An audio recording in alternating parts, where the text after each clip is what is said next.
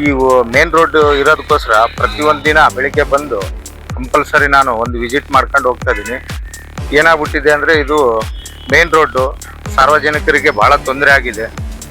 ಸಾರ್ವಜನಿಕರಿಗೂ ಸಮೇತ ನೈಟ್ ಕೆಲಸ ಮಾಡಬೇಕಂತ ಇವರಿಗೆ ಭಾಳ ಒತ್ತಡ ಹಾಕಿದ್ದೆ. ಸ್ವಲ್ಪ ರೈನ್ ಮೂಮೆಂಟು ಮಳೆ ಬಂತು, ಭಾಳ ಸಮಸ್ಯೆ ಆಯಿತು.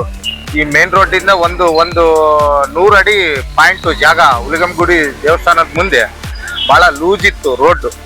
ಆ ಮಣ್ಣು ಏನೇ ತೋಡಕ್ಕೋದ್ರು ಮಳೆ ರೈನ್ ಮೂಮೆಂಟಲ್ಲಿ ಎಷ್ಟು ನಾವು ಕೆಲಸ ಮಾಡೋಕ್ಕೋದ್ರು ಪಾಪ ಕಾಂಟ್ರಾಕ್ಟ್ಗಳು ಆ ಮಣ್ಣು ಹಂಗೆ ಬೀಳೋದು. ಆ ಪೈಪು ಮತ್ತೆ ಒಂದ್ ಕಡೆಯಿಂದ ಭಾಳ ಲೂಸ್ ಆಗಿ ಕೆಳಗೆ ಹೋಗಿತ್ತು. ಅದನ್ನ ಮತ್ತೆ ಪೈಪ್ ತೆಗಿಸಿ ನಾವು ಮತ್ತೆ ಒಳಗೆ ಭೂಮಿಯಲ್ಲಿ ಇರೋದಲ್ಲಪ್ಪ ಮತ್ತೆ ಸಮಸ್ಯೆ ಆಗತ್ತೆ ಬೇಡ ಅಂತೇಳಿ ಇಂಜಿನಿಯರ್ ಆಗಲಿ ನಾನಾಗಲಿ ಮತ್ತೆ ಇನ್ನೊಂದ್ಸತಿ ಮೆಜರ್ಮೆಂಟ್ ನೋಡಿ ಲೆವೆಲ್ ನೋಡಿ ಡೆಪ್ತ್ ನೋಡಿ ಸ್ವಲ್ಪ ಲೀಕ್ ಆಗ್ತಿತ್ತು ನೀರು. ಇದು ಎಲ್ಲಿಂದ ಲೀಕ್ ಆಗುತ್ತೆ ಅಂತ ನೋಡ್ಕೊಂಡು ಮತ್ತೆ ಅಲ್ಲಿಂದ ಹಿಡಿದು 200 ಮೀಟರ್ ಪೈಪು ಮತ್ತೆ ಚೇಂಜ್ ಮಾಡೋಕ್ಕೆ ಸ್ವಲ್ಪ ಟೈಮ್ ಹಿಡಿದಿದೆ.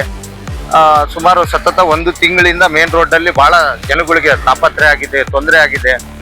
ಆಂಬ್ಯುಲೆನ್ಸು ಓಡಾಡೋಂಥ ಜಾಗ ಇದು. ಸ್ವಲ್ಪ ಅನಾನುಕೂಲ. ರೇಟಿಗೆ ಹೇಳ್ತಾ ಇದ್ದೀನಿ ಅಣ್ಣ, ಇದು ಮೇನ್ ದೊಡ್ಡ ಲೈನ್ ಭಾಳ ಡೆತ್ತಲ್ಲಿದೆ ಪೈಪು.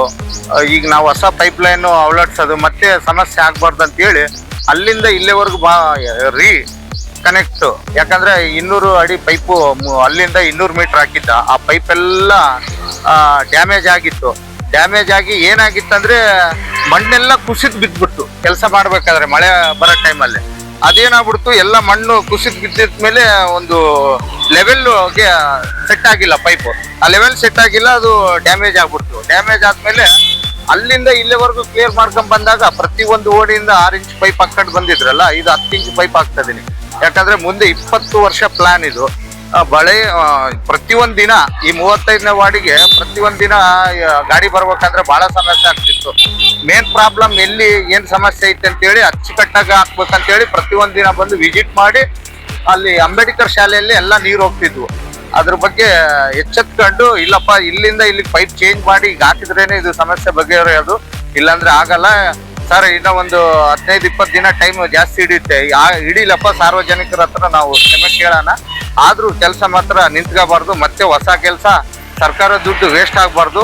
ಹಾಕಿದೆ ಈಗಲೇ ಆ ಪೈಪನ್ನ ತೆಗೆದು ಮತ್ತೆ ಪೈಪ್ ಮಾಡಬೇಕು. ಇಲ್ಲಾಂದ್ರೆ ನಾನು ಒಪ್ಪಲ್ಲ ಅಂತ 3-4 ಡೇಸ್ ಒಳಗೆ ಮುಗಿದೋಗುತ್ತೆ ಸರ್.